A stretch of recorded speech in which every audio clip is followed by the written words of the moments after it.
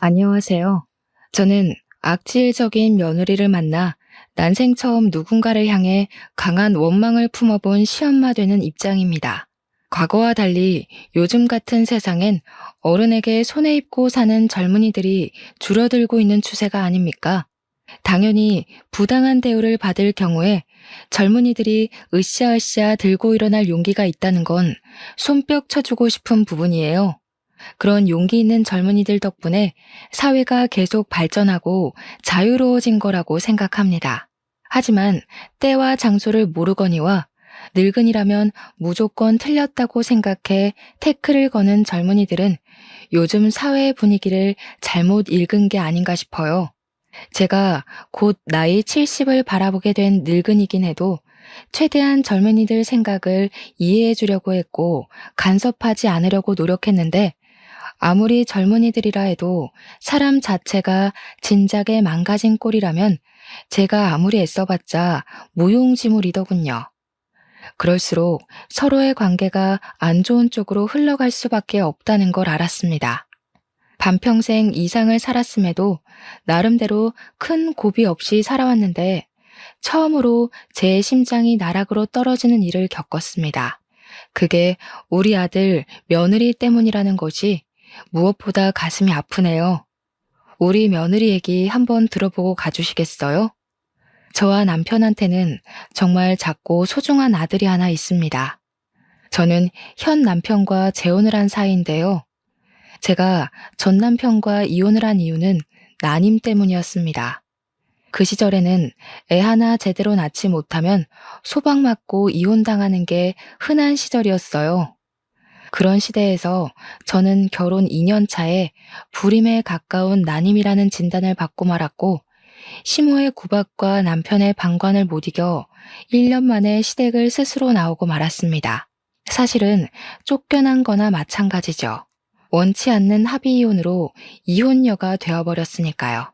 그래도 제가 나름 성실하게 살았던 덕분인지 늦게나마 좋은 인연을 만나게 되었는데요. 다행히 착한 남편을 얻는 덕에 제 인생엔 결코 없을 줄 알았던 소중한 아기를 낳을 수 있었습니다. 제가 난임은 맞지만 시술을 통해 극적으로 얻게 된 아이라서 제겐 우리 아들이 처음이자 마지막인 자식이었고 흔쾌히 제 목숨을 내걸 수 있을 만큼 무척 소중한 존재입니다. 보통 그렇게 귀하게 얻은 자식이라면 과잉보호 방식으로 육아를 했겠다고 말씀들 하지만 저는 오히려 반대였어요. 둘도 없는 소중한 아이이기 때문에 우리 아들을 제 품에 가둬두기보단 원하는 대로 누리며 살도록 만들어주는 게 목표였습니다. 한편으론 당연히 부모로서 자식이 뭐라든 걱정되었죠. 저도 다른 부모들처럼 내 아이가 최고고 내 아이가 제일 잘나고 똑똑하다는 생각을 했고 계속 신경 써주고도 싶었고 학원을 2개, 3개 보내주고도 싶었어요. 하지만 오로지 우리 아들만 생각해서 그런 집착스러운 마음은 묻어두려고 노력했을 뿐입니다. 그건 남편 생각도 마찬가지였어요. 저와 남편은 어렵게 살아온 형편은 아니었습니다. 남편은 당시 이미 30대의 나이에 경양식 돈가스 집을 운영하고 있었어요.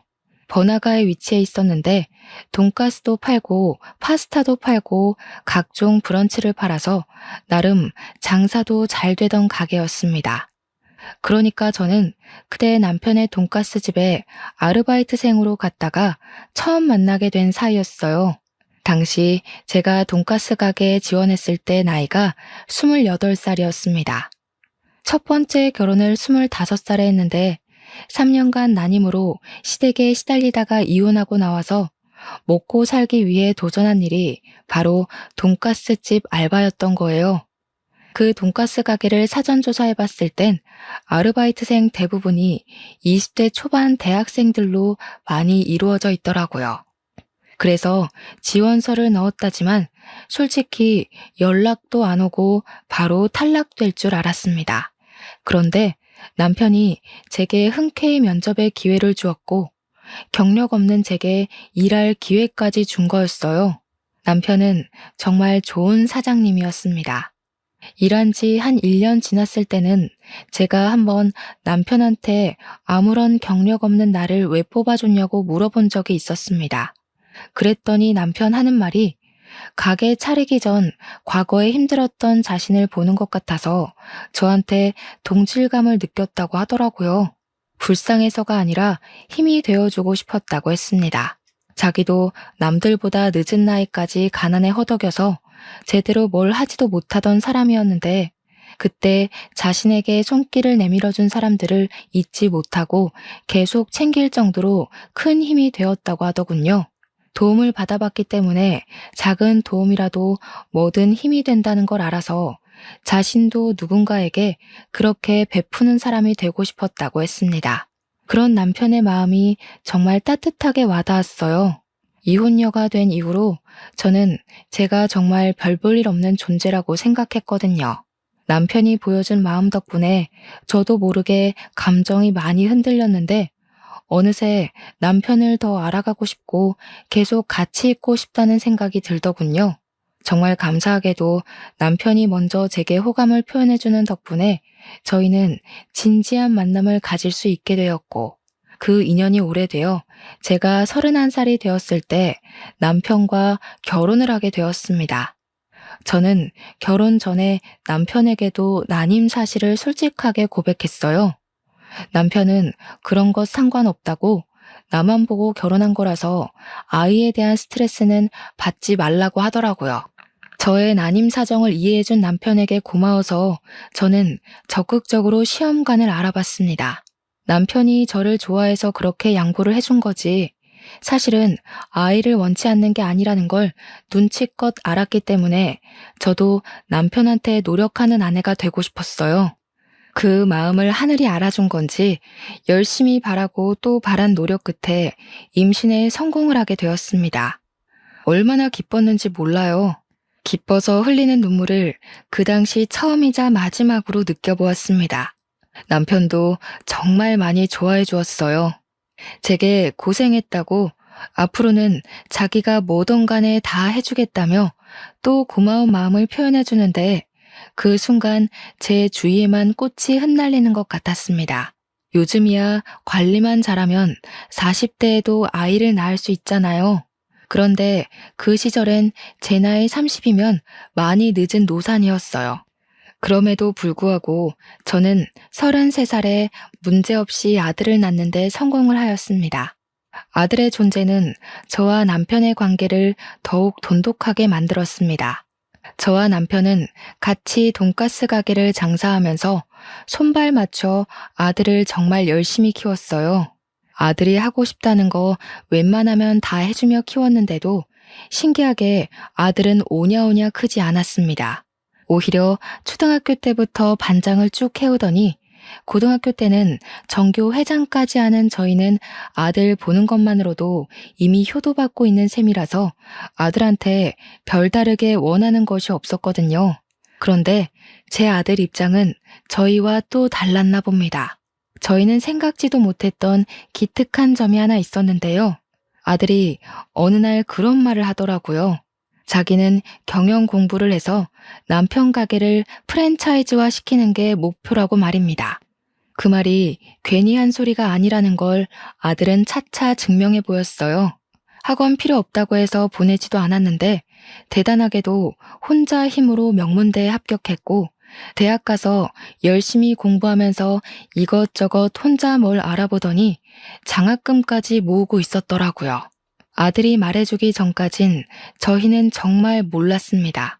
그리고 아들은 대학교 졸업하자마자 대기업에 바로 입사했고 월급으로 5년 동안 알뜰살뜰 돈을 모아 작은 건물을 매매해 돈가스집 2호점을 차렸습니다.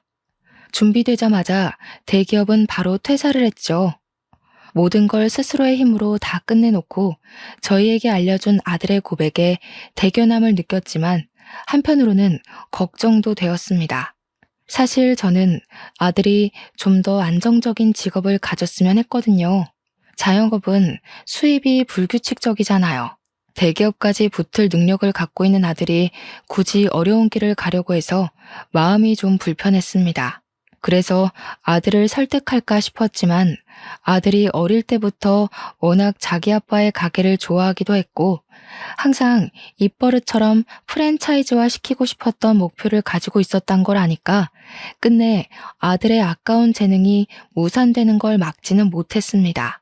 남편도 저더러 아들 하는 일에 괜히 끼어들 생각하지 말고 잠자코 지켜만 보라면서 멀리서 응원해주는 게 부모 할 일이라고 하더라고요.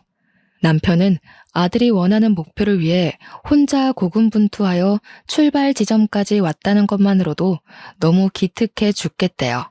생각해보니 맞는 것 같더라고요. 부모한테 미천을 도움받지도 않고 혼자서 2호점을 차린 거잖아요. 역시나 제 걱정이 무색하게 아들은 음식 장사에 엄청난 소질이 있었습니다. 손님 다루는 태도도 능숙했고 무엇보다 메뉴를 개발해서 남편과 의논하는 솜씨가 참 놀라운 리더십이라고 봤습니다. 괜히 학창 시절에 반장 회장을 한 아이가 아니더라고요. 제가 봐도 제 아들이 너무 멋있어 보였어요. 팔불출엄이라서 그런 거라고 생각하실 수 있지만 적어도 제 눈에는 1분 1초도 허투루 살지 않는 아들이 놀랍기만 했어요. 아들은 일주일에 수십 가지 메뉴를 연구했는데 저희더러 시식해보라고 여러 번 찾아왔었거든요. 신기하게 저희처럼 나이 든 사람 입에도 전혀 부담 없이 맛있더라고요. 요리에 센스도 있고 요식업에 성공하고자 열정이 가득 찬 아들을 보니 남편 말이 맞는다는 걸 깨달았습니다. 우리 아들은 원래부터 알아서 잘하는 사람인데 제가 또 괜히 걱정을 했던 거죠. 저는 그 뒤로 남편처럼 멀리서만 아들을 지켜보며 응원했습니다. 그렇게 새로운 신메뉴부터 인기 메뉴까지 선보이다 보니까 1호점보다 홀 크기가 훨씬 작은 2호점 매출이 더 많이 나오는 지경에 이르렀어요. 아들이 오로지 혼자 이뤄낸 성과물이라서 얼마나 자랑스러운지 모릅니다. 아들은 신메뉴의 보장을 확실히 본 뒤에 1호점에도 출시를 시켰고 1호점, 2호점 모두 매출 폭등의 기적을 일으켰습니다. 정말 대견하지 않습니까? 덕분에 남편은 그동안 찍어보지 못했던 매출까지 찍으면서 직원을 2명 더 구해야 하는 상황까지 왔어요. 저는 손님들에게 제 아들이 성공해서 부모 호강시켜준다고 엄청 자랑도 많이 했습니다. 우리 멋진 아들, 도무지 팔불출처럼 자랑하지 않고서는 못 배기겠더라고요. 아들이 이렇게만 지내주다가 좋은 사람한테 장가간다면 더없이 행복할 거라 생각했는데 아들이 장가를 가자마자 저는 제 인생 처음으로 낭떠러지 앞에 우뚝 서게 됩니다. 한 번도 속 썩인 적 없는 똘똘한 우리 아들한테서 정말 상상도 못할 큰 스트레스를 받은 적이 있었는데요.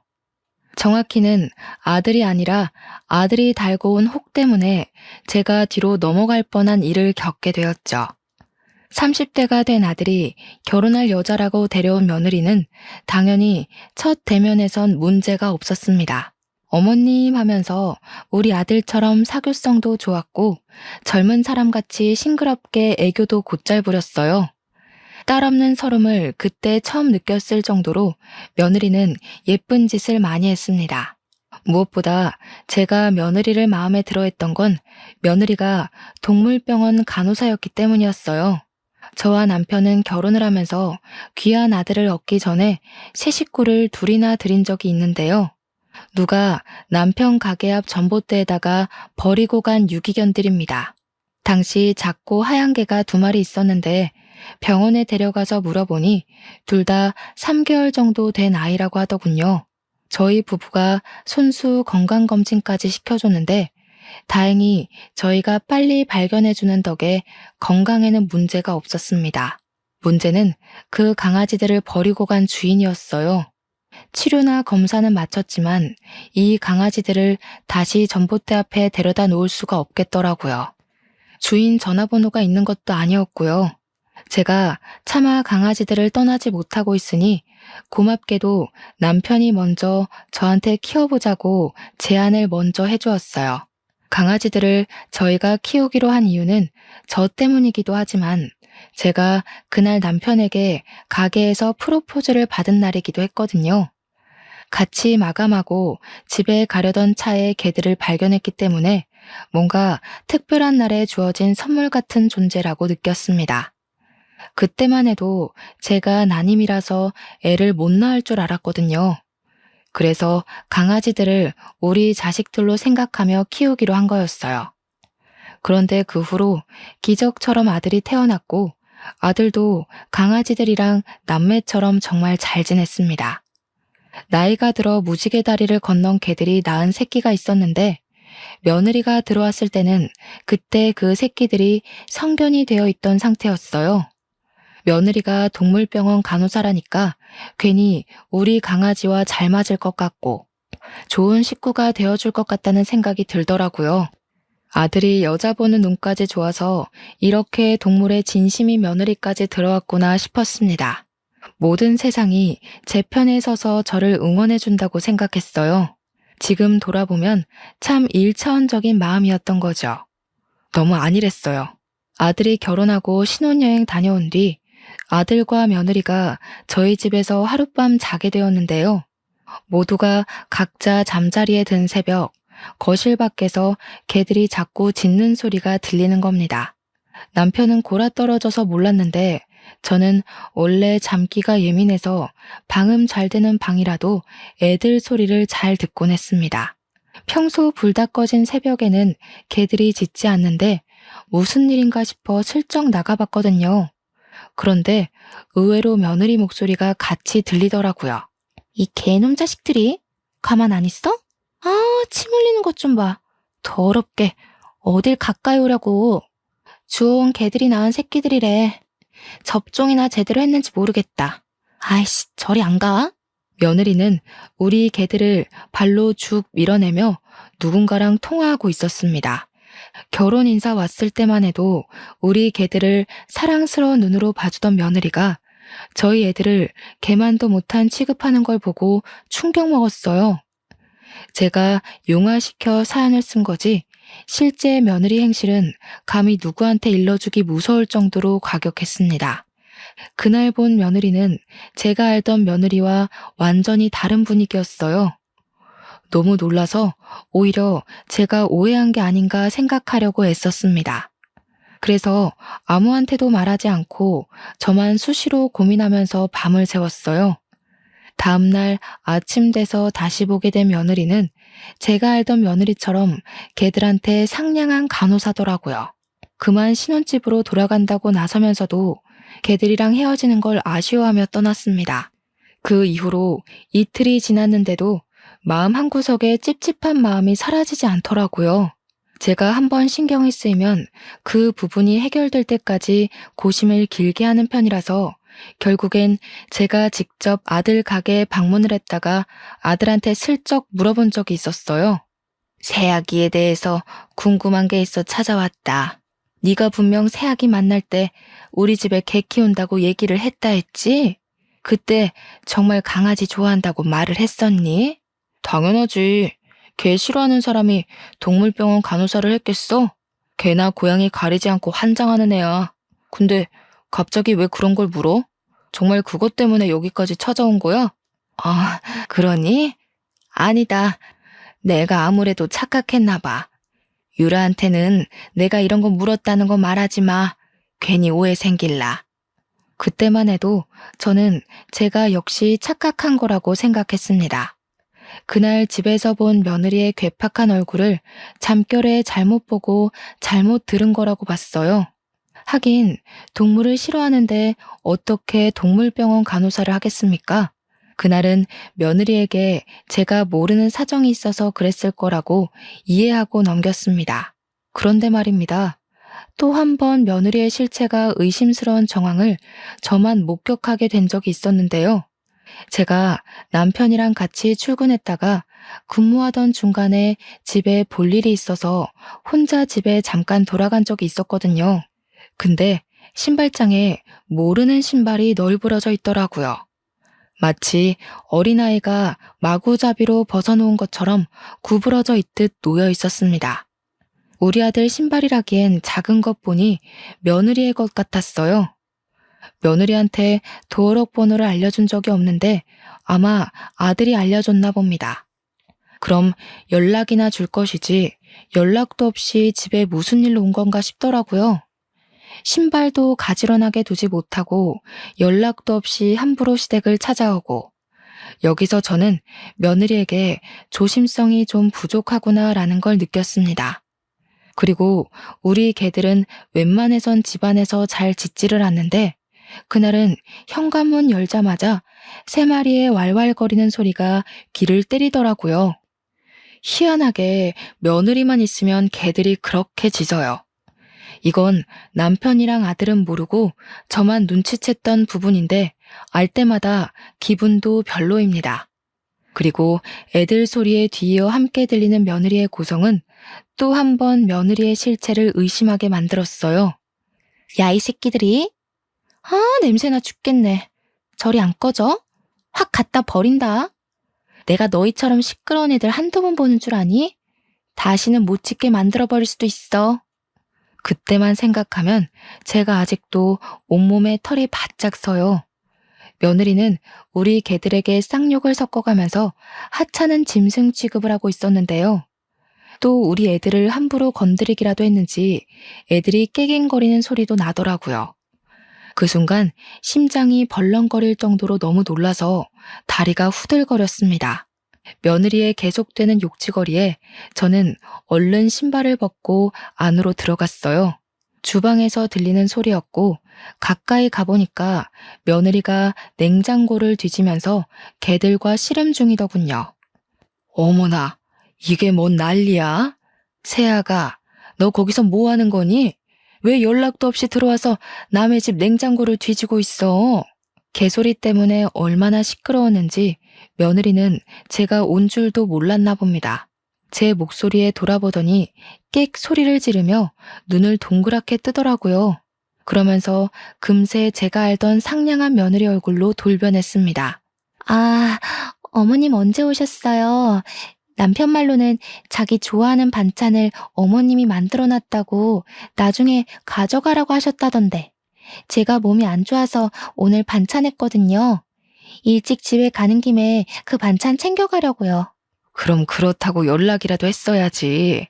사람도 없는 집에 들어와서 도둑고양이처럼 왜 그러고 있어?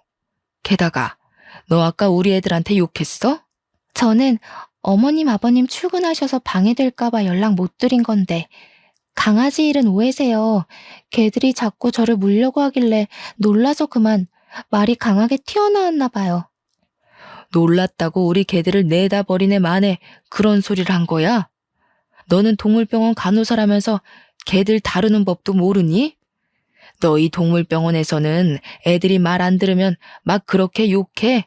유기할 거라고 겁박 주고? 말하다 보니 이전에 봤던 며느리의 모습까지 겹쳐 떠올라서 저도 모르게 며느리를 몰아붙였더라고요.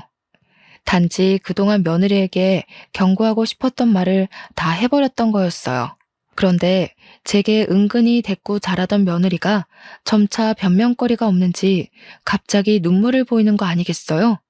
이러면 제가 못된 시모가 된 입장으로 보이니 저야말로 좀 당황스러웠습니다.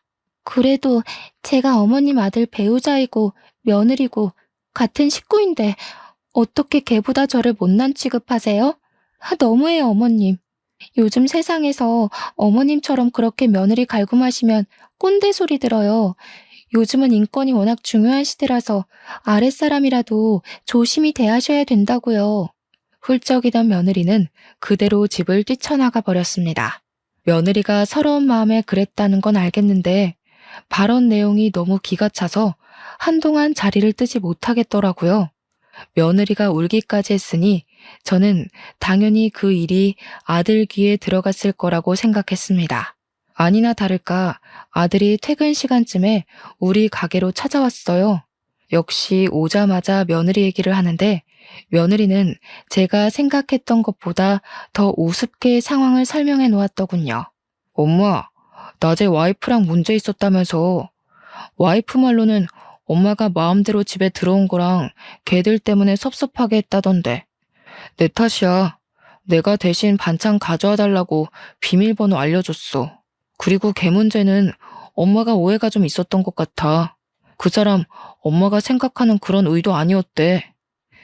나는 이제 도통 모르겠구나. 우리 개를 내다 버리네 만회하는 소리가 어떻게 들으면 오해일 수 있는 건지 이해가 안 돼. 간호사라면서 어쩜 그리 말을 함부로 한다니? 나도 세약이 이해해보려고 많이 노력했다. 그런데 내 눈에는 세아가가 우리 애들 잡아먹을 것처럼 화내는 걸로 보이는데 어떡해. 오해야. 그 사람 내가 제일 잘 알잖아.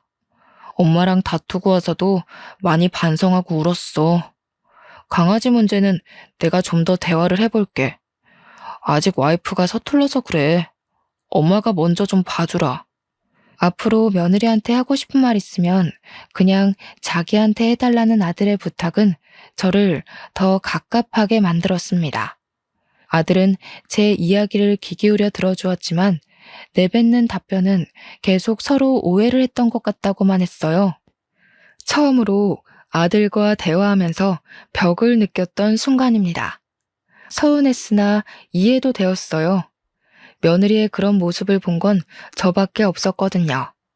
그러니 남편이랑 아들이 저를 위로해 주더라도 딱히 믿어주는 눈치는 아닐 수밖에요. 말했다시피 며느리는 제가 그런 모습을 목격하기 전만 해도 선녀처럼 여린 여자였으니까요. 그러나 꼬리가 길면 밟힌다고 며느리의 실체를 남편과 아들이 제대로 알게 된 일이 끝내 발생하고 말았는데요. 저희 개들이 감기에 걸렸을 때였어요. 폐렴 검사를 해봐야 될 것 같아서 아들 제안으로 며느리 병원에 맡긴 적이 있었습니다. 솔직히 저는 며느리 병원에 맡기는 것이 탐탁치 않았지만 아들이 직접 개들을 데려간 거라 어쩔 수가 없었어요. 아들은 며느리한테 개를 맡기고 바로 출근을 했고 며느리가 퇴근할 때 아들이 태우러 가서 같이 우리 집에 넣어주기로 약속이 되었습니다. 며느리 혼자만 저희 애들을 본다고 했다면 제가 끝까지 만류를 했겠지만 며느리 병원에는 보는 눈이 많기도 했고 또 아들이 일을 마치면 같이 개들이랑 있을 거잖아요. 그래서 못 믿어온 마음을 애써 숨기고 보내준 겁니다. 그런데 며느리는 제가 예상했던 것보다 훨씬 교활하고 개념이 없는 사람이더라고요. 요즘 젊은 사람들이 다 며느리 같은 건 아닐 텐데도 며느리 하나가 너무 센 존재였다 보니 젊은 애들 전부가 며느리처럼 이기적이고 악랄해 보이는 거 있죠? 개들이 도착해도 벌써 했을 시간인데 연락 주기로 한 아들은 계속 깜깜무소식이었는데요. 결혼하고 나서부터는 아들한테 괜히 부담되고 싶지 않아서 제가 먼저 전화를 잘 안 했거든요. 그런데 그날은 약속 시간에 너무 늦길래 오래간만에 아들한테 먼저 전화를 걸어보았습니다. 받자마자 아들 목소리가 안 좋다는 것이 바로 짐작되더라고요. 걱정이 되어서 무슨 일 있냐고 물어봤는데 뒤이어 아들이 하는 말은 저를 기절초풍하게 만들었습니다. 어떡해 엄마, 유라가 애들을 잃어버렸대. 지금 최대한 주위 둘러보고 있어. 추운데 괜히 나서지 말고 기다려줘. 애들 찾으면 바로 연락할게. 그러니까 당시 상황은 며느리가 퇴근하고 개들을 데리고 나와서 아들 차를 기다리는 동안에 개들이 갑자기 발광을 했고 며느리는 힘에 부쳐서 개들을 놓쳤다는 거였습니다. 3마리의 개들이 순식간에 달아나 버리는 바람에 며느리 혼자서 그걸 감당 못해 결국 모두 잃어버렸다는 내용이었어요. 그 얘기를 듣고 얼마나 놀랐는지 모릅니다. 남들한텐 그냥 강아지일지 몰라도 제게는 단순한 반려견 수준을 뛰어넘는 가족이에요. 듣는데 내 애가 실종되었다는 말을 듣는 것처럼 가슴이 벌렁거렸다는 겁니다. 남편도 놀란 건 마찬가지였습니다. 저랑 남편은 오지 말라는 아들의 말을 외면하고 전화를 끊자마자 그 근처로 향했습니다. 제가 꼬여서 자꾸 나쁜 방향으로 생각이 드는 건지 모르겠지만 저는 애들이 사라져버린 게 며느리 탓으로 느껴지더라고요. 제 머릿속은 온통 며느리에 대한 분노로 차올랐습니다. 아들이랑 며느리가 있는 곳에 가까워질수록 제 마음은 점차 검게 물들어갔어요. 차에서 내리게 되었을 때는 이미 며느리를 탓하기 위해 마음을 먹어버린 상태였습니다. 그래서 며느리가 보이자마자 쫓아가 며느리의 멱살을 잡고 흔들었어요. 이 천벌 받을 년, 너 일부러 그랬지. 내 새끼들 못되게 구워 삼더니 일부러 버린 거지? 내가 언젠간 너 사고 낼 줄 알았다. 그래도 그동안은 너를 이해해보려고 해서 눈 감아줬거늘. 기어이 네가 이런 식으로 나와? 그럼 나도 더 이상 넘어가 줄 필요가 없지. 왜 이러세요, 어머님? 제가 무슨 일부러 했다고 그러세요. 세 마리가 동시에 발악을 하는데 제가 혼자서 무슨 수로 개들을 다 붙잡아 두냐고요. 어머님 저번부터 자꾸 절 이상하게 오해하시는데 계속 이러시면 저 진짜 화낼 수밖에 없어요. 내가 오해를 한 건지 아니면 맞게 본 건지 그건 네 말만 들어선 모를 일이지. 만약 내가 정말 오해를 한 거라면 난 네 앞에서 무릎 꿇고 머리도 조아릴 수 있다. 그러는 넌 나만큼 떳떳하게 네 말에 책임질 수 있니? 왜? 연기한 게 너무 많아서 막상 내가 이렇게까지 나오니까 겁이 나? 저는 재혼을 하고 나서부턴 화라곤 내본 적이 없는 사람입니다. 그건 남편이랑 아들도 아는 사실이에요. 저더러 항상 힘나는 비타민 같은 존재, 잔잔한 안개꽃 같은 존재라고 칭찬을 했었으니까요. 그런 제가 목청 높여서 며느리를 다그치자 남편과 아들이 많이 놀란 듯 했습니다. 황급히 저를 말리며 진정시켰어요. 그 와중에 며느리는 제 엄포에 당황해서 아들 뒤에 숨고 난리를 부리더군요. 억지로 짜낸 눈물을 그렁그렁 매달고서 말입니다. 일단 애들 찾는 게 먼저라는 남편 말에 저는 뒤늦게 정신을 붙들고 주위를 샅샅이 뒤졌습니다. 아이들 이름을 부르며 지나가는 사람 붙잡고 물으며 사방팔방을 돌아다녔어요. 워낙 정신 빠져 있었던지라 저는 제가 울고 있는지도 몰랐습니다. 울면서 뛰어다니니까 나중에는 사람들이 무슨 일 있냐고 알아서 물어봐 주기도 하더군요. 하지만 당장 그날에 아이들을 찾는 건 실패하고 말았습니다. 너무 절망적이었지만 주저앉아만 있는다면 아이들 찾을 기회는 영영 사라질 테니 저는 정신 똑바로 차리고 매일매일 방도를 찾았죠. 제가 가게 일도 못 보고 아이들 찾는 데만 몰두하고 있으니 남편도 제 곁에서 손길을 보태주었고 아들이랑 며느리도 퇴근하면 저를 도와 실종 전단지라도 더 나눴습니다.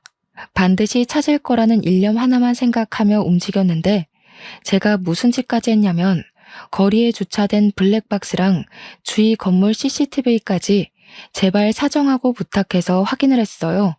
도로 CCTV의 경우 경찰의 허가가 있어야 된다고 하길래 그런 것까지 알아볼 정도로 진심을 쏟아부었죠.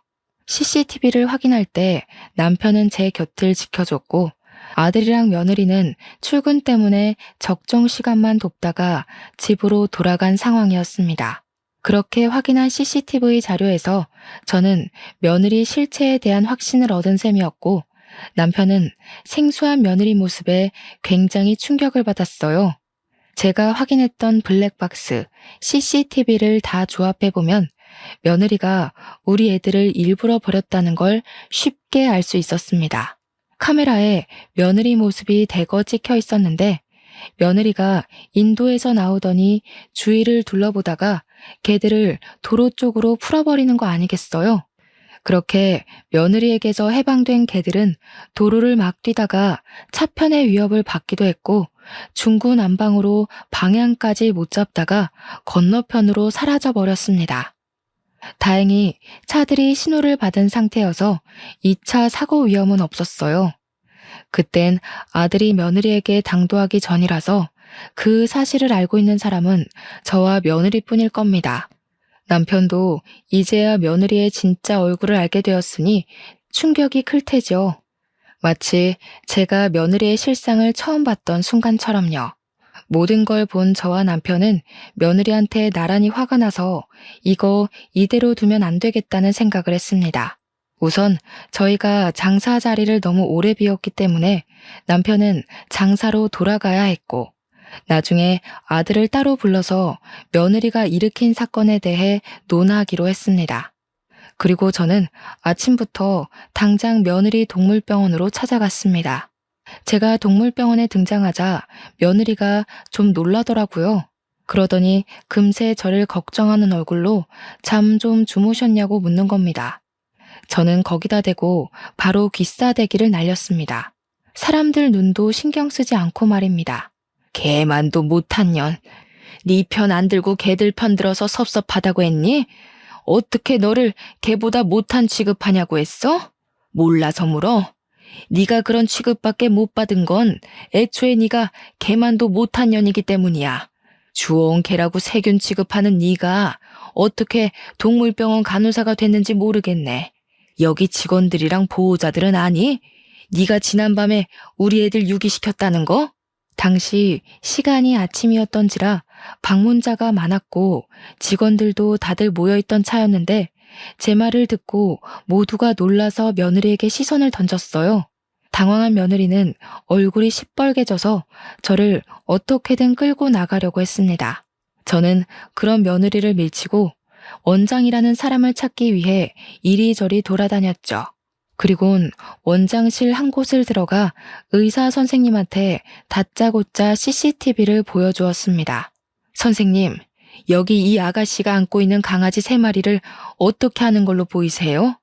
놓친 게 아니라 일부러 놓은 걸로 보이지 않나요? 이 강아지들 기억나시죠? 우리 며느리 믿고 여기 병원에서 치료받은 애들인데요. 의사 선생님은 당연히 우리 애들을 알아보았고 그 강아지들이 며느리 시댁되는 집안의 강아지라는 것까지 기억하고 있었습니다. 그리고 의사 선생님도 화면 속의 아가씨가 우리 며느리라는 걸 바로 눈치채더라고요. 어째서 아이들을 유기한 거냐고 저한테 묻길래 저는 제가 알고 있는 며느리의 실체를 낱낱이 밝히며 증거 영상까지 모두 보여주었어요. 그러면서 이렇게 몰상식한 인간을 직원으로 쓰지 말고 당장 해고하라고 했습니다. 해고 안 하면 이 영상을 동물병원 이름을 달고 인터넷에 올릴 수도 있다고 했더니 자기 개인 병원 명의를 실추시킬 수 없던 수의사가 알겠다고 약속을 해주더군요. 의사 선생님이 시켜서 못 들어오고 있던 며느리는 제가 원장실을 나서자마자 저를 잡아 끌고 탕비실 같은 데로 데려갔습니다. 주위에서 말리려고 했는데 며느리가 악을 지르는 바람에 다들 식겁해서 어쩌지 못했죠. 며느리가 드디어 본 얼굴을 숨기지 않기로 작정했는지 제가 시어머니라는 것도 잊고서 호통을 쳤습니다. 남의 직장까지 와서 대체 무슨 행패예요?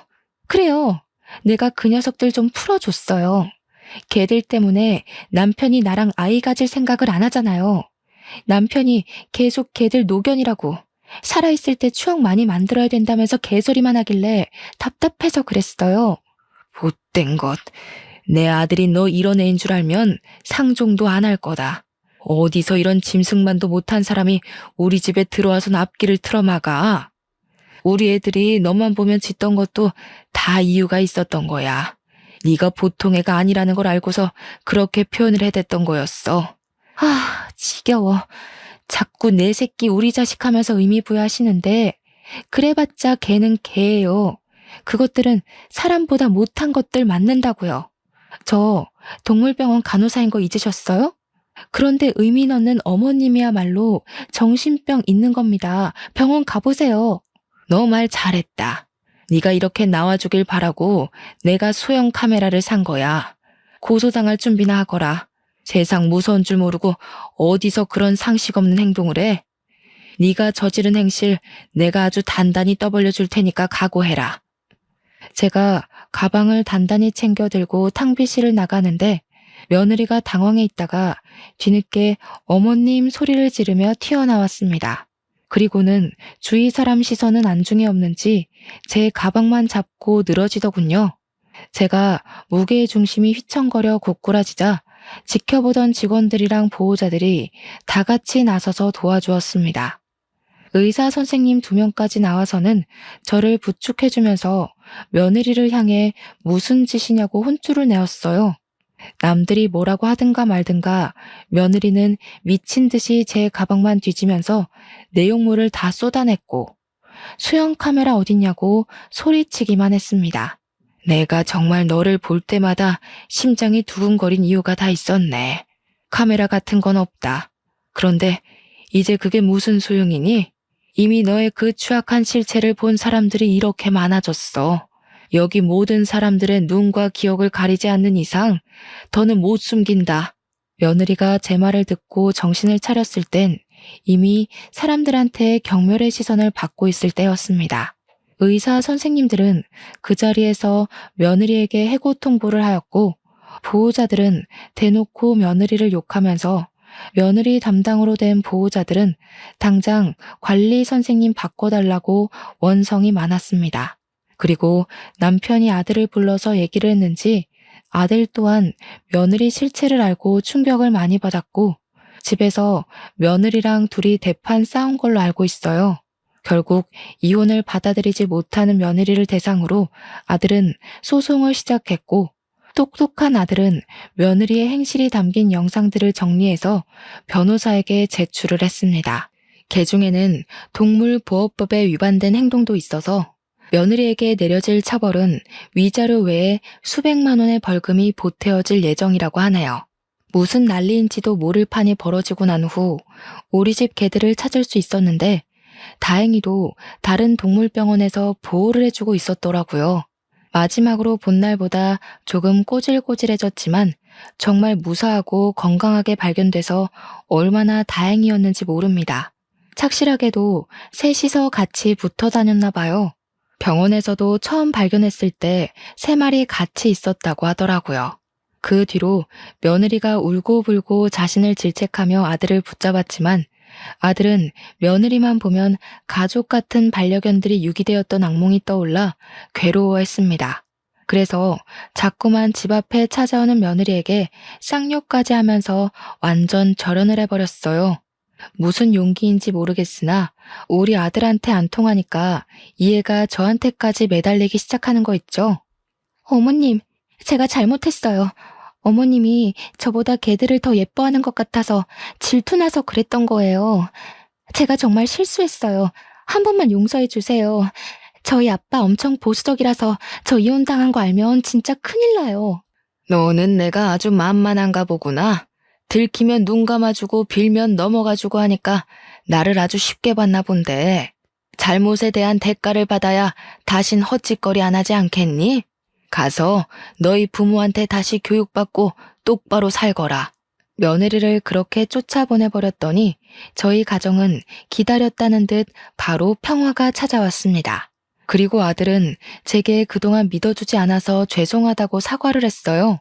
남편도 저더러 혼자 며느리 실체를 눈감아주고 있느라 버거웠겠다면서 미안하다고 하더군요. 저는 애초부터 아들과 남편을 원망하진 않았습니다. 제 말을 못 믿어줄 때 약간 서운한 건 있었지만 둘의 반응을 제가 이해 못하는 것도 아니었으니까요.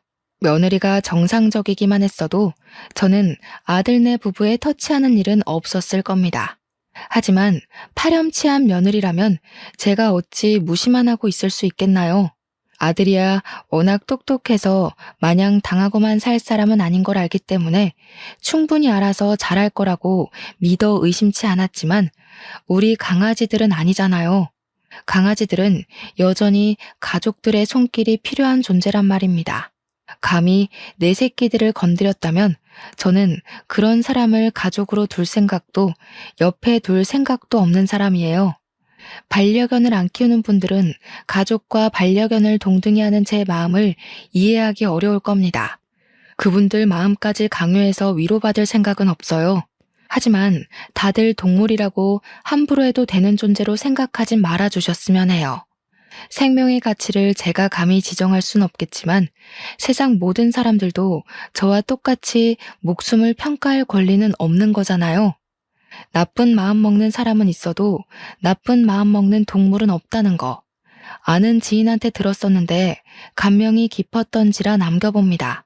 모두가 존중받고 존중할 수 있는 사회가 되어갔으면 좋겠네요. 제 사연 들어주셔서 감사합니다. 따뜻한 하루 보내세요.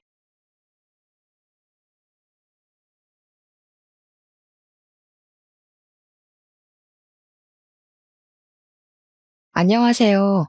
저는 사랑스러운 자식 둘을 가진 애엄마입니다. 지금부터 제가 쓰려는 사연은 이미 20년이나 된 낡은 이야기예요. 하지만 제 마음속에는 그날의 일이 언제나 어제 일처럼 생생하고 한 번씩 관련된 악몽도 꾸기 때문에 사연으로 소개해도 문제 없겠다 싶어서 찾게 되었습니다. 가슴 메였던 일을 논리정연하게 이야기로 풀어내려고 하니까 쉽지 않은 것 같네요. 그날 일을 다시 회상하는 것도 제겐 또 한 번의 공포를 일으키는 짓이기도 하고요. TV나 인터넷 기사를 보면 요즘에 사람 같지 않은 사람들이 많잖아요. 시대를 불문하고 인격 상실한 사람들은 늘 우리 주변에 존재하는 것 같아요. 그런 사람들을 만나는 것도 내 재수가 없었던 탓인 거겠죠. 그런 부류들은 잠깐 마주해도 스트레스가 오는데 한 식구였다면 얼마나 피가 말랐겠습니까? 제가 바로 그런 식구들 때문에 제2의 인생을 제대로 시작해보지도 못하고 비탈길로 들어선 사람입니다. 아직도 그날만 생각하면 피가 거꾸로 솟아서 자다가도 심장이 벌렁거려요. 하지만 그럼에도 제 곁을 지켜주는 사랑스러운 내 새끼들이 있기 때문에 무사히 극복하고 이렇게 글을 쓸 용기도 얻지 않았나 싶습니다. 저에게 예쁜 자식이 둘이나 있다고 했잖아요.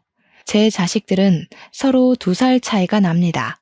그런데 저희 아이들은 평범한 집안과는 조금 다른 사정을 갖고 있어요. 첫째는 제 친자식이 맞지만 둘째는 입양아라는 겁니다. 그렇다 하더라도 저는 단 한 번도 둘에게 차별적인 마음을 베푼 적 없었어요. 똑같이 사랑하고 아끼는 엄마의 마음으로 키웠습니다. 제가 둘째를 입양할 수밖에 없었던 이유는 난임 때문이었어요. 남편을 만나 결혼을 할 때까지만 해도 저는 제가 난임인 줄 모르고 살았습니다. 저는 지방 사람이었는데 서울에서 일을 하다가 남편을 만나 결혼하게 된 경우였어요.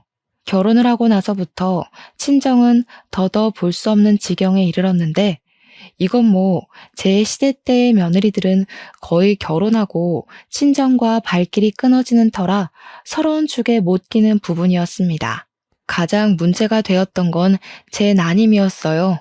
저는 결혼 4년 차가 되어도 아이가 생기지 않았는데 그 4년간 시댁에서 눈총을 참 많이 받았습니다. 옆에서 가만히 지켜보니까 시모한테서 약간 따라쟁이의 기질이 느껴지더군요.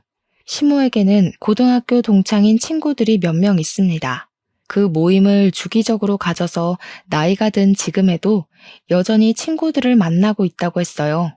그 점은 부러울만 했지만 그 모임이 오히려 시모를 망친다는 생각이 들었어요. 시모는 친구들이 하는 건 자기도 해야만 한다는 이상한 사상을 갖고 있더군요.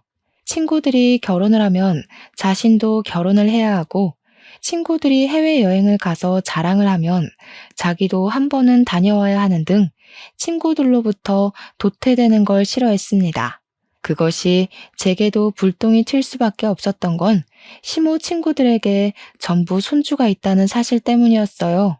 친구들 모두 아들이 있고 장가를 갔는데 예쁜 손주들을 다 안고 있더라고요. 저 때문에 쪽팔려서 모임도 못 나가겠다는 시모의 말은 저까지도 스트레스가 극에 달하도록 했어요.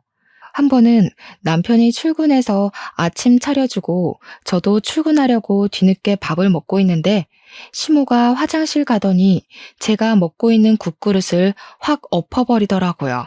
차려입은 출근복이 소고기국에 젖어 벌떡 자리에서 일어났더니 시모가 뭐라는 줄 아십니까? 목구멍으로 밥이 넘어가냐? 남들은 이맘때쯤 되면 애 밥 먹이느라 바쁠 텐데 너는 어쩜 네 목에 기름칠하기만 바쁘니? 도대체 너는 언제 아이를 볼 거야? 어머님, 그렇다고 먹고 있는 사람 밥그릇을 엎으면 어떡해요? 저도 아이 갖고 싶죠. 안 되는 걸 더 이상 어떡하라는 건데요? 시모는 저더러 다음날 무조건 연차 내라고 산부인과라도 가봐야지 이대로는 자기가 속병 나서 죽고 못 살겠다고 했습니다. 저 또한 시모의 자질구레한 간섭과 지적질이 너무 스트레스라서 산부인과를 가보는 게 좋겠다고 생각했어요. 그래서 시모랑 저는 산부인과를 동행하게 되었고 그날 제가 난임이라는 사실을 처음 알게 되었습니다. 시모는 원래부터 제게 살가운 사람은 아니었는데 그나마 제가 대기업 다니는 커리어우먼이라 크게 무시는 안 했었거든요. 그런데 제가 난임 판정을 받고부터는 아예 저를 찬밥 취급하기 시작했어요. 어떻게 자기 집안에 난임 며느리가 들어올 수 있냐면서 자기 팔자가 이 정도로 기구했던 적은 없는데 나 때문에 자기 앞길 막혔다고 저를 그렇게 원망했습니다. 난임이라는 사실은 저한테도 무척 충격이고 실망스러운 일이었지만 그것 때문에 계속해서 시모한테 무시당하는 건 납득하기 어려웠고 많이 버거웠습니다. 하지만 시모의 아기 욕심은 쉽게 포기될 부분이 아니었어요. 시모는 따라쟁이라서 친구들이 자랑하는 꼴을 고스란히 느끼며 도태되어 있을 사람은 아닐 거라고 예상했습니다. 그래서 제게 당장 시험관 시도를 해볼 것을 강요했어요. 남편도 저도 아기를 원했기 때문에 그 제안이 그리 거북스럽지는 않았습니다. 다만 시모의 아집이 너무 강해서 혀를 내둘렀을 뿐이죠. 시모는 빚을 내서라도 손자를 얻기 위해 시험관을 시켰습니다. 그렇게 고생해서 귀하게 얻은 아이가 바로 제 첫째 딸입니다. 난임이라는 소식에 제 인생에서 없을 줄 알았던 소중한 생명을 얻게 되어 제가 얼마나 기뻤는지 모릅니다. 기뻐서 눈물을 흘린다는 걸 그날 처음 겪어봤어요. 저도 남편도 모두 행복해했는데 정작 임신에 목말라 있던 시모만은 표정이 어두웠습니다. 알고 보니 제 자식이 딸이라는 것에 또 불만을 가진 상황이더라고요. 시모 친구들은 전부 손자를 얻었대요. 이제 막 태어난 아이 앞에서 산후조리하고 있는 제 앞에서 굳이 아기 성별을 논해야 할 일일까요? 시댁에 힘써주는 덕분에 시험관에 성공하여 딸을 얻게 되었음에도 그 감사함이 길게 가지 못했습니다. 모든 삶이 순조로워질 거라고만 생각했는데 또다시 시모의 아집 때문에 스트레스가 차고 올랐어요. 겨우 하나 있는 내 아들 어렵게 장가 보냈더니 며느리라는 애가 어쩜 이렇게 제 할 일을 못한다니? 빚내서 돈 들여놨더니 계집애를 낳아? 말씀이 심하시네요. 어머님 손녀잖아요. 계집애가 뭐예요. 어머님 원대로 손주 낳았으니까 더 이상 쓸데없는 고집 그만 부리셨으면 해요. 그날 이후로 시모는 손녀에게 한 번도 따뜻한 시선 한 번 보내준 적 없는 사람이었어요. 저는 화장실을 가더라도 아이를 안고 가야 했습니다. 아이가 잘못 뒤집어지거나 잠시 한눈 판 사이 이부자리에서 벗어나기라도 하면 돌봐줄 사람이 없었거든요. 시모는 제 딸이 코앞에서 울고 있어도 보듬어 주기는커녕 거들떠도 안 봤어요. 그런 사람을 어떻게 믿고 제가 아이를 내버려 두고 다니겠습니까? 제 허리가 부서지는 한이 있더라도 저는 집에서 아이를 안고 업고 다녔어요. 그 탓에 제 몸이 제대로 회복을 하지 못해서 다 늙은 나이에 골병 드는데 큰 몫을 했을 겁니다. 얄미운 시모는 그런 와중에도 손자에 대한 선망을 놓지 못했어요. 손녀는 안중에도 없고 그저 제 몸이 얼른 회복되도록 병원을 그렇게 질질 끌고 다니면서 약 타주고 침 놔주고 물리치료를 시켰습니다. 그러면서 한 7개월을 보냈어요. 어느 날 시모가 황당한 얘기를 꺼내더라고요. 저더러 둘째를 계획하자며 또 시험관 얘기를 꺼냈습니다. 그 소리를 듣는데 시모가 저를 사람이 아닌 애 낳는 기계로 보는 건가 싶은 생각도 들었어요. 어머님, 지원이도 어렵게 얻은 거 아시잖아요. 지원이 안기까지 우리 식구 다 얼마나 힘들었어요. 남편도 아이는 하나면 충분하다 했으니까 그냥 외동으로 잘 키울게요. 네 생각만 하니? 집에 아들씨 하나 없어서 어디다 쓴다고? 나는 무조건 손자를 봐야겠다. 요즘 손자 없는 할미들 보기도 힘들더라. 내가 너한테 내 귀한 외동아들 줬으면 너도 그에 맞는 답례를 해야 될 거 아니냐? 먹고 땡 하려고 그랬니? 손자 없는 할미들이 보기 힘든 게 아니라 지금 어머님 친구분들이 다 손자 얻으셔서 저한테 강요하시는 거잖아요. 저 그 시술 더는 못해요. 몸 회복도 안 됐고 더 이상은 힘들어요. 참나, 그래. 내 친구들은 며느리들이 다 아기집이 좋아서 손자 순풍순풍 낳았다더라. 그걸 잘 알면 너도 좀 한 번에 아들을 낳지 그랬어. 젊은 애가 영 쓸모가 없네 없어. 어찌 된 게 대기업 다니는 것 말고는 말짱 꽝이야. 시모의 칭얼거림을 들을 때마다 정말 기운이 빠지고 한숨밖에 안 나왔습니다. 시모는 사실 기러기 시부를 두고 있어요. 시부는 당시 일본에서 일을 하고 있었고 돈만 시모에게 붙여주면서 살아왔다고 하더라고요. 남편이 정말 어린 6, 7살 때부터 시부가 기러기를 했다고 해서 남편도 시부 얼굴을 잘 모른대요. 저 또한 시부를 결혼식 때만 보고는 그 뒤로 뵌 적이 없었습니다. 시모는 시부가 주는 돈으로 하나 있는 남편에게 아낌없이 지원을 많이 해주면서 키웠다고도 했는데요. 그래서 남편에겐 취미랑 자격증이 좀 많았어요. 대기업 취업하는데도 전혀 무리가 없었다고 했고요. 반면에 시모는 일을 전혀 안 하는 사람이었다고 해요. 매주 친구들을 만나러 외출을 했는데 그 동창 친구들이 좀 잘 사는 것 같더라고요. 그래서 시모가 시부한테서 받는 돈에도 적다면서 많이 불평하는 걸 들었습니다. 자기도 이것저것 치장을 해야 하는데 재력이 그만큼 안 받쳐주니까 철없는 투정을 많이 부리더라고요. 어쨌든 그렇다고 제가 시모 뜻대로 아들 하나를 더 낳을 수도 있는 여력도 안 되잖아요. 저도 둘째, 셋째까지 낳을 수 있다면 좋겠죠. 그런데 제 몸이 그게 안 된다고 하잖아요. 그래서 시모 뜻을 완강하게 거절할 수밖에 없었습니다. 원래는 제가 웬만하면 시모한테 고분고분 맞춰줬어요. 하지만 아이 문제 때문에 제대로 틀어지기 시작하면서 시모랑도 부딪히는 날이 늘어갔던 겁니다. 제가 둘째를 갖지 않겠다고 강력하게 선언을 했더니 역시나 시모가 화가 끝까지 나서는 저한테 토라지고 말았어요. 그래도 어쩔 수가 없지 않습니까? 제가 뭐 천하무적도 아니잖아요. 진짜 끈질기게도 시모는 여전히 손자 욕심을 버리지 못했습니다. 제 주변을 맴돌며 계속 투덜거렸어요. 아들 안 낳을 거면 대기업 며느리 필요 없다든지 세상에 아들 하나 없는 집이 어딨냐라든지 아들 욕심이 절에 없어서 어디 엄마 자격이나 있겠냐.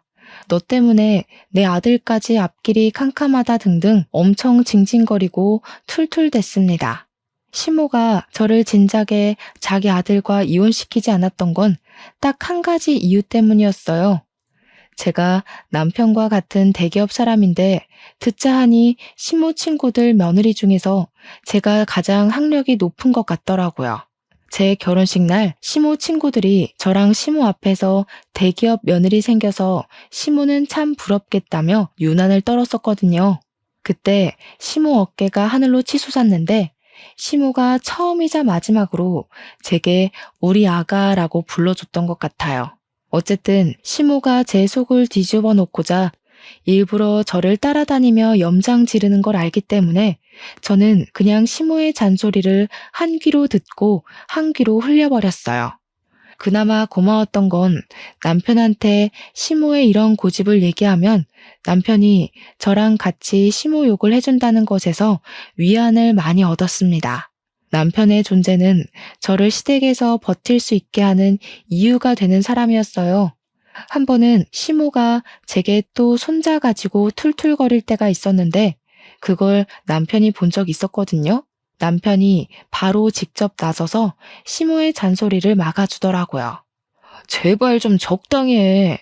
사람 몸이 천근만근인 줄도 모르고 왜 이렇게 철없는 소리를 하는 거야? 내 와이프가 엄마 요구 들어주는 기계야? 자꾸 이런 식이면 우리 분가해버릴 거야. 고집불통 시모도 자기 아들이 혼쭐 내는 것에는 별말을 못하더군요. 그 뒤로 시모는 혼자서 꽁한 채 한동안 잠잠하게 지냈습니다. 덕분에 저도 마음 편히 딸을 키울 수 있었어요. 그렇게 한 2년 정도 태풍의 눈 안에서 푹 마음을 놓았을까. 그동안 조용했던 일상에 대해 보복이라도 하는 건지 모르겠지만 시모가 아주 큰일을 터뜨리고 말았어요. 지금 생각해도 이 부분은 대형 사고네요. 그날은 여느 때처럼 딸을 재우고 남편 아침을 챙겨준 뒤 남편을 보낸 날이었습니다. 아침부터 어딜 간 건지 생전 안 하던 일은 외출한 시모가 점심쯤 귀가를 했는데요. 저는 시모를 보자마자 어디 다녀오냐고 묻지도 못하고 그 자리에서 굳어버릴 수밖에 없었어요.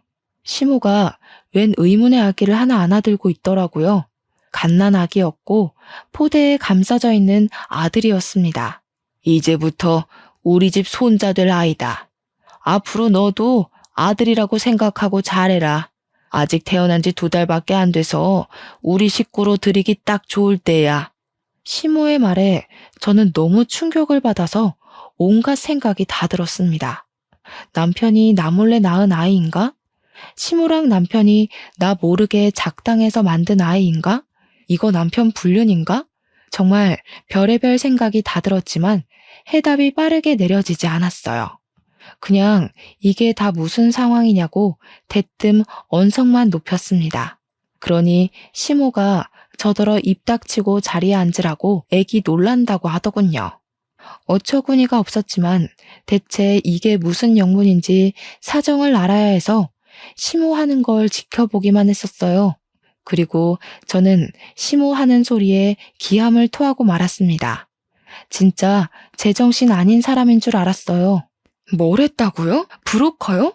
어머님 제정신이세요? 지금 손자 하나 갖겠다고 브로커를 시켜서 아기를 샀다는 말씀인 거예요? 대체 이게 다 뭐 하는 짓이냐고요? 목청 낮추라니까. 그래, 내 손자 내가 내 돈 주고 갖겠다는데 무슨 불만이니? 너더러 낳아달라고 안 했잖냐?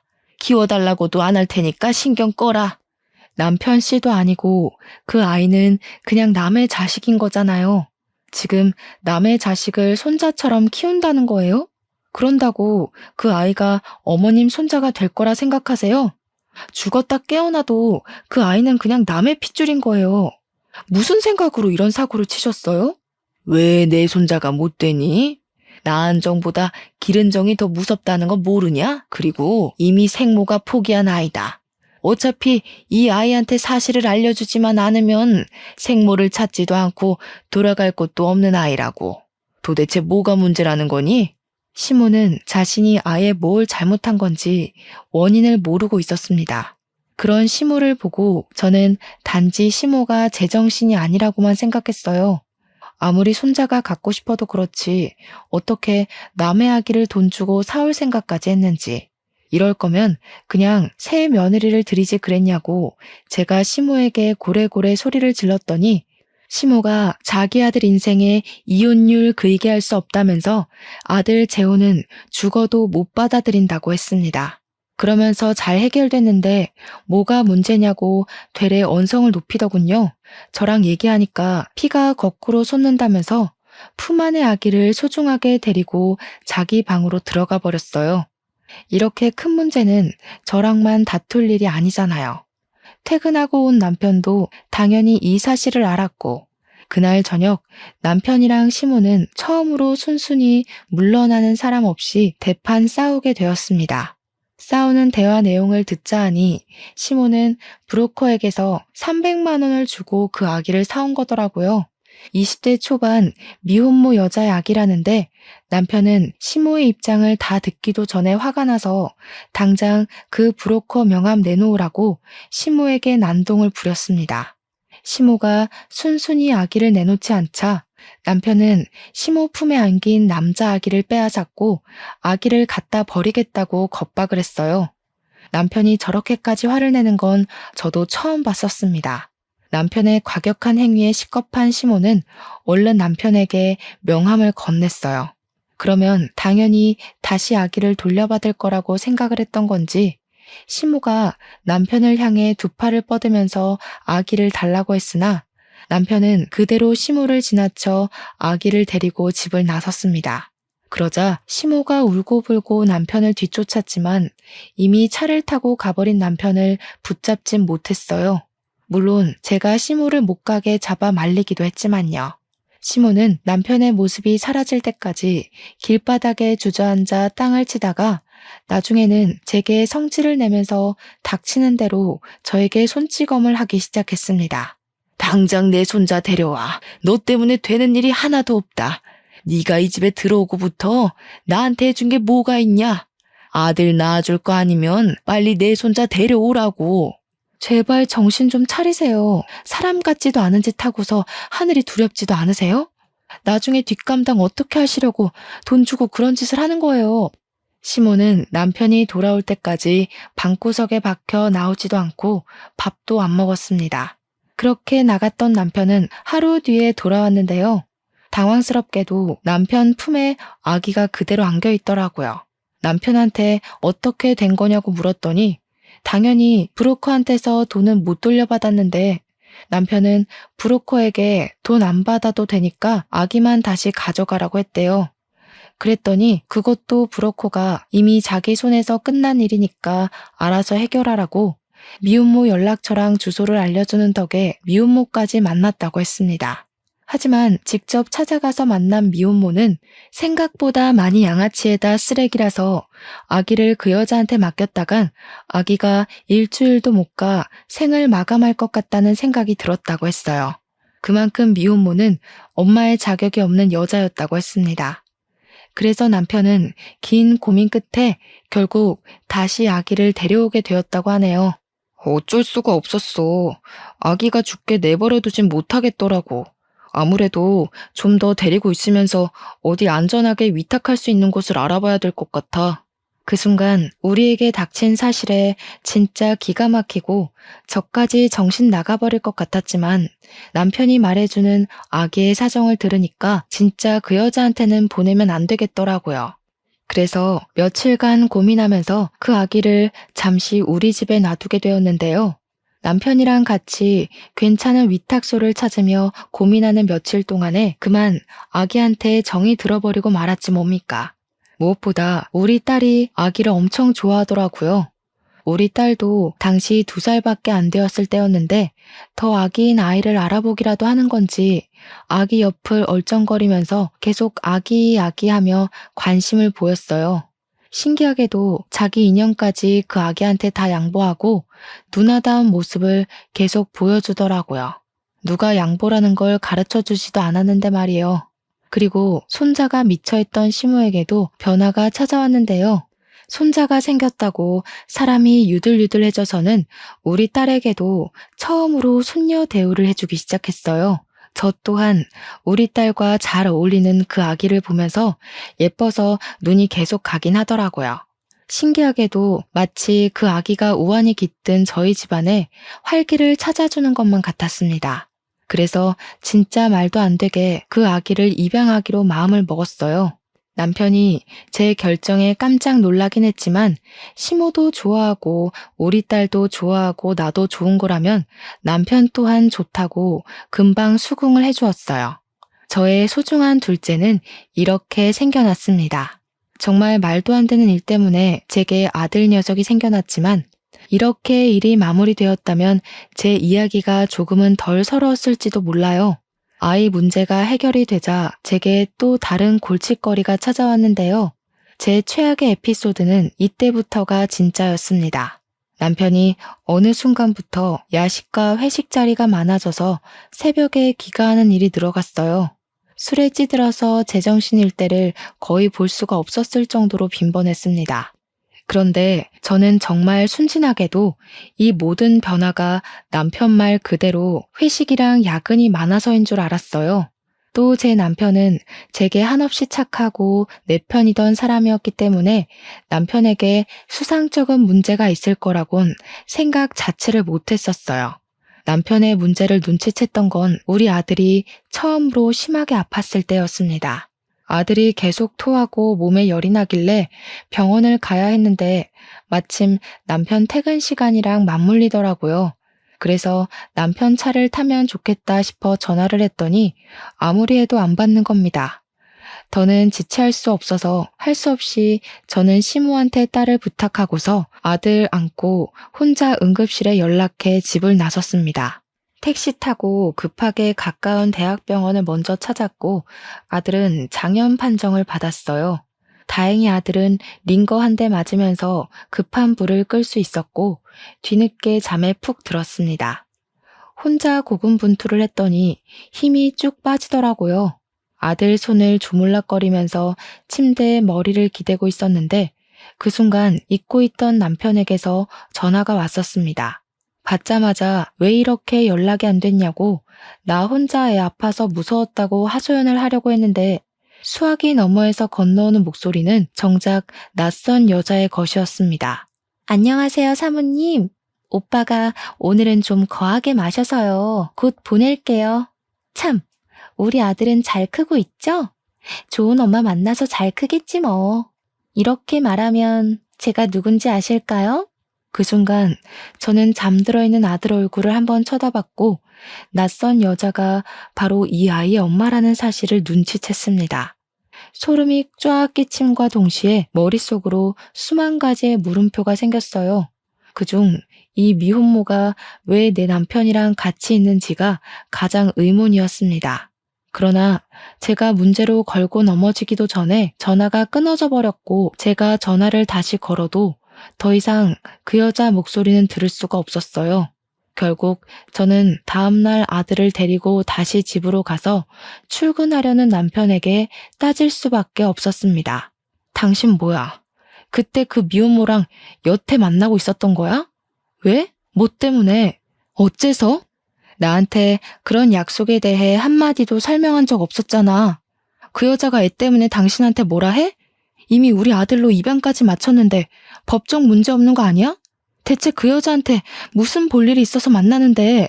저는 남편한테 어제 통화한 녹음 내용까지 친히 들려주며 따졌습니다. 그러니 남편이 크게 당황하더라고요. 숙취 때문에 더 정신없어 보였어요. 그렇다고 제가 지금 남편의 불륜이 의심되는 상황에서 남편의 상태 따위 신경 써줄 겨를이 있었겠습니까?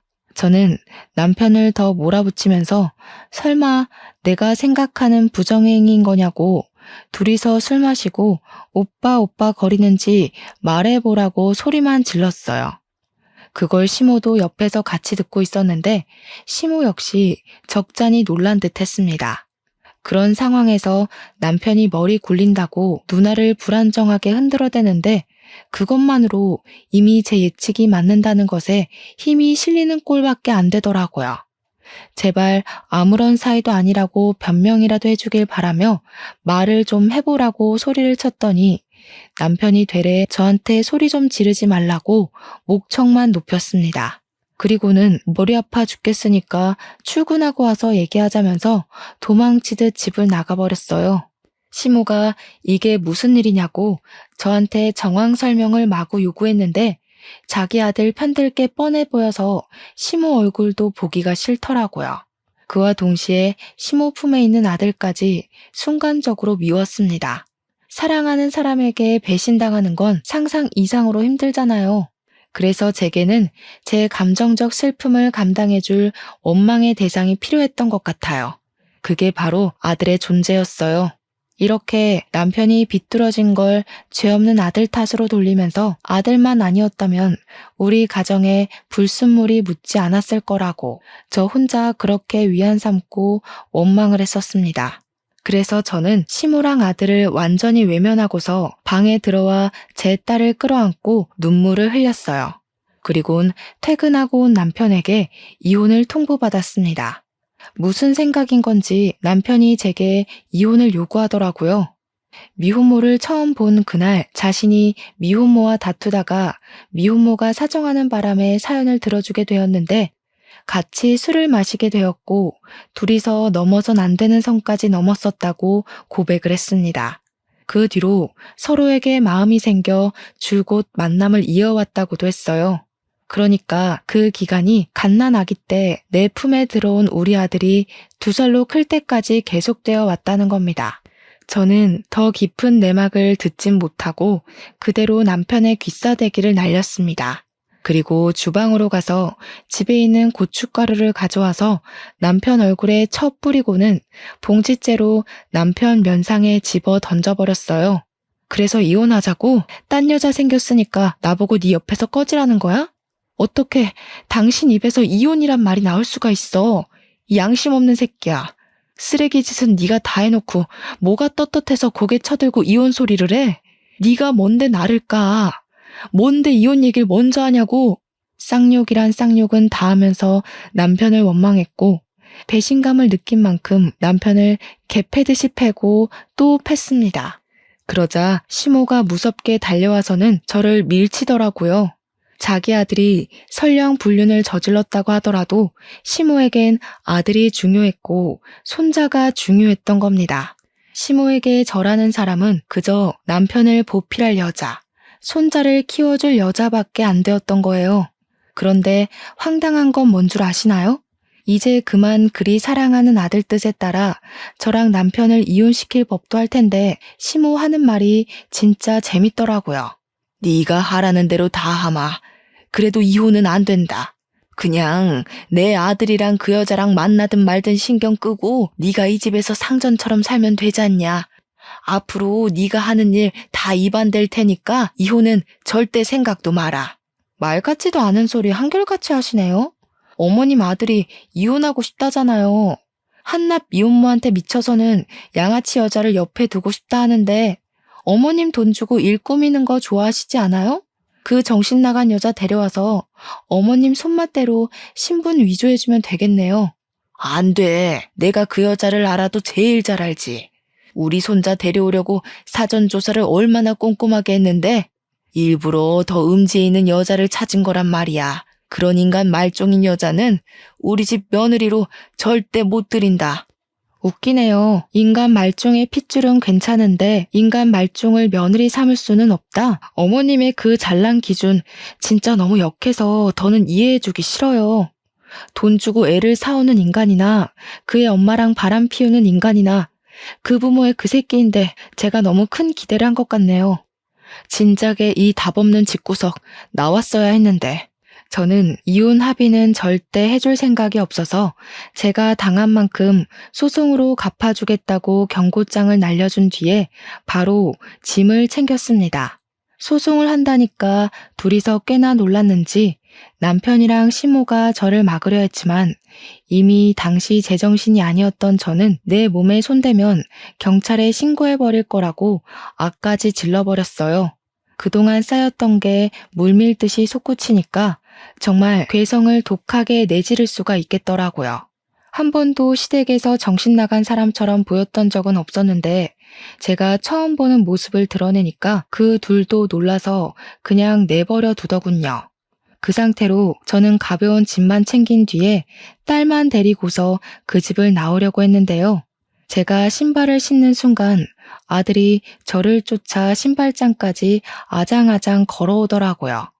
저를 보고 엄마 엄마 하는 아들을 보면서 쉽사리 발이 안 떨어졌지만 정말 마음 독하게 먹고서 그대로 집을 나와버렸습니다. 일단은 직장 동료에게 신뢰를 무릅쓰고 연락했고 딸을 데리고 그 동료 집에서 신세를 지며 살았어요. 문제는 집을 나왔는데도 아들의 모습이 잊히지가 않아 괴로웠다는 겁니다. 며칠 고민 끝에 아들을 포기할 수 없었던 저는 결국 변호사에게 부탁해서 아들 친권 꼭 내가 가져야 된다고 승소하게 해달라고 사정을 했어요. 그랬더니 변호사가 흔쾌히 가능한 일이라고 고개를 끄덕이더군요. 남편이 바람을 피운 상황인데다 남편은 아들을 키우면서 한 번도 자기 아들이라고 보듬어 준 적 없는 아빠이기 때문에 그게 증명만 된다면 친권은 얼마든지 제 편에 세울 수 있다고 했습니다. 그 말만으로 얼마나 안심이 되었던지 몰라요. 아들은 어쨌든 저와 남편이 입양한 자식이고 법적으로 내 새끼잖아요. 피 섞인 아들이 아니라도 그 쓰레기들 틈에 둘 수는 없었습니다. 그리고 저는 손쉽게 승소를 했어요. 제가 승소할 수밖에 없는 건 어쩌면 너무 당연한 일이었습니다. 판사도 엄청난 아빠의 편이 아닌 엄마인 제 입장에서 손을 꼭 들어주어서 이길 수 있었어요. 그날 남편이 저를 엄청 원망스린 눈으로 쳐다봤고 시모는 제게 삿대질을 하며 자기 손자를 뺏어간 죽일년이라면서 법정 떠나가도록 소리를 질러댔습니다. 그걸 무시하고 나온 저는 바로 애들을 데리고 스페인으로 떠났어요. 시모의 아집을 알기 때문에 분명 같은 한국 땅을 밟고 있다면 언젠가 제 아들 앞에 나타나서 꼭 더러운 꼴을 보이고 말 것 같았거든요. 전 남편과 시모가 제 앞을 막는 건 상관이 없지만 제 자식들 앞길에 오물오물 투척하는 건 절대 용납하고 싶지 않아서 내린 결정이기도 했어요. 그렇게 떠난 스페인에서 우리 아이들은 고맙게도 너무 건강하게 또 적응도 잘하며 컸습니다. 스페인에서 무탈하게 지냈다 보니 저희는 영주권까지 받을 수 있었어요. 저는 가정의 행복이란 걸 그곳에서 제대로 느꼈고 아이들과 함께 웃으면서 세월을 보냈더니 어느덧 20년이나 흐르게 되었습니다. 그리고 저희는 올 초에 한국으로 돌아오게 되었어요. 개인적으로 저는 한국을 다신 찾고 싶지 않았지만 성인이 된 딸이랑 아들이 자신의 모국이 어떤지 궁금하다고 조르더라고요. 그래서 아이들을 생각해 결국 귀환을 결심했죠. 잊힌 줄 알았던 저의 과거의 기억은 한국을 들어오자마자 또 생생하게 제 가슴을 조여왔습니다. 서울 공기만 마셔도 과거의 스트레스들이 내 눈앞에 현존하고 있는 것처럼 모든 것이 필름처럼 떠올랐어요. 그렇다고 오랜만에 찾은 한국이 괴롭기만 한 건 또 아니더라고요. 저도 한국 사람이잖아요. 한편으론 저의 친정이 있기도 한 이곳이 반가운 것도 사실이었습니다. 저는 한국에 오자마자 못 본 새에 나이가 많이 든 친정 부모를 찾아뵈었고 우리 애들이 외조부를 휴대폰으로만 보다가 직접 보니 훨씬 더 좋아하며 살갑게 행동했습니다. 제 부모님이 웃고 제 자식들이 웃는데 그 모습을 지켜보던 그 순간에 그런 생각이 들더라고요. 뭐가 두려워서 그렇게 20년이나 도망쳐 있었을까 하는 생각도 말이죠. 딸이랑 아들은 예상외로 한국을 더 좋아했습니다. 한국말 하는 데는 서툴지 않았어요.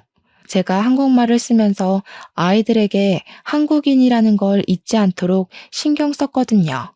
외국으로 도망쳤다고 한들 아마 저도 무의식적으로 언젠간 한국에 돌아와야지라는 생각을 품고 있었던 것 같아요. 제 자식들은 스페인에서도 한국 대사관에서 일을 하는 외교관들이었습니다. 한국으로 돌아와서도 나란히 외교부로 취업이 되었기 때문에 불과 얼마 전 집을 구해야 해서 아들이랑 같이 차를 타고 부동산을 돌았던 적이 있었어요. 살다 그렇게 신기한 일은 또 처음이었습니다. 아들이랑 같이 여러 차례 부동산 매물을 고민하던 중 저희가 한 부동산에서 익숙한 매물을 소개받았어요. 놀랍게도 제게는 상처나 다름없던 시댁 매물이 나와 있더라고요.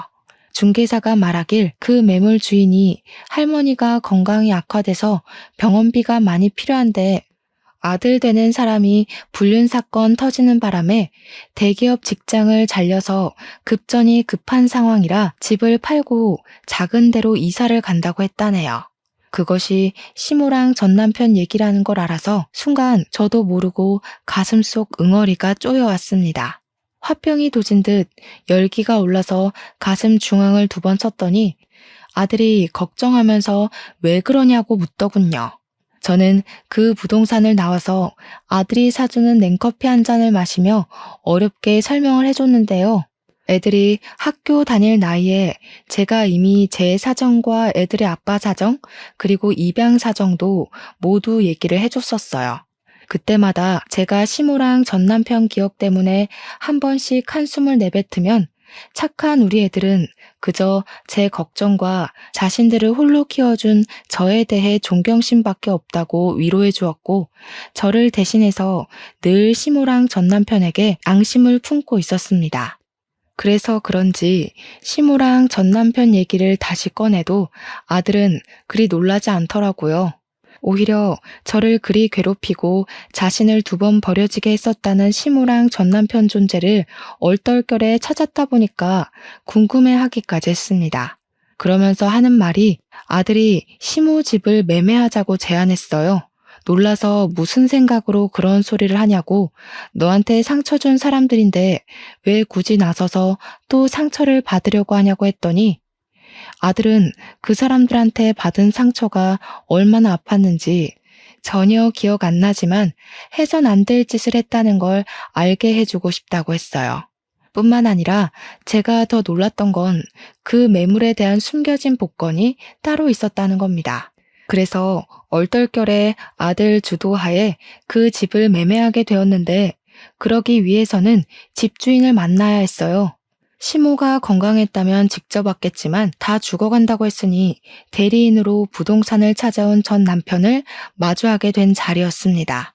20년 만에 마주한 그는 한때 대기업에 다녀서 정장 슈트만 입던 꼴은 온데간데 없었고 어디 자파 상점이나 철물점을 운영하는 것처럼 꼬질꼬질하게 해진 옷을 입고 있었어요. 전 남편은 처음엔 굽신거리며 들어왔다가 저를 보자마자 놀랐는데요. 저를 단번에 알아본 듯 했습니다. 문제는 전 남편 눈빛이 제게 앙심이 상당해 보였다는 것이에요. 어디 가서 보기 좋게 굶어 죽은 줄 알았더니 멀쩡하게 살아있네? 남의 집 박살 내놓고 잘도 살았나 보다? 너 때문에 우리 엄마는 아직도 다 죽은 꼴을 하고 있는데. 전 남편이 제 분에 못 이겨 달려들었는데 그 앞을 아들이 막아주었어요. 아들은 그대로 전 남편을 내동댕이 쳐버렸습니다. 바닥을 구른 전 남편은 그제야 아들의 존재를 쳐다보면서 인상을 팍 찡그렸어요. 제가 젊은 남자랑 바람이라도 난 줄 아나 보더라고요. 뭐 눈엔 뭐만 보인다더니 내가 넌 줄 알아? 이러니까 너 같은 건 친권 자격이 없다는 거야. 누가 누구더러 집을 박살냈대? 아직도 모르겠어? 너네 집이 망가진 거 네 탓이잖아. 네가 딴 년한테 정신 팔려서 가족이고 뭐고 버려서 이 꼴 난 거 몰랐니? 제가 친권을 논하니까 전 남편이 대강 눈치를 챘는지 아들을 다시 보곤 말을 잇더라고요.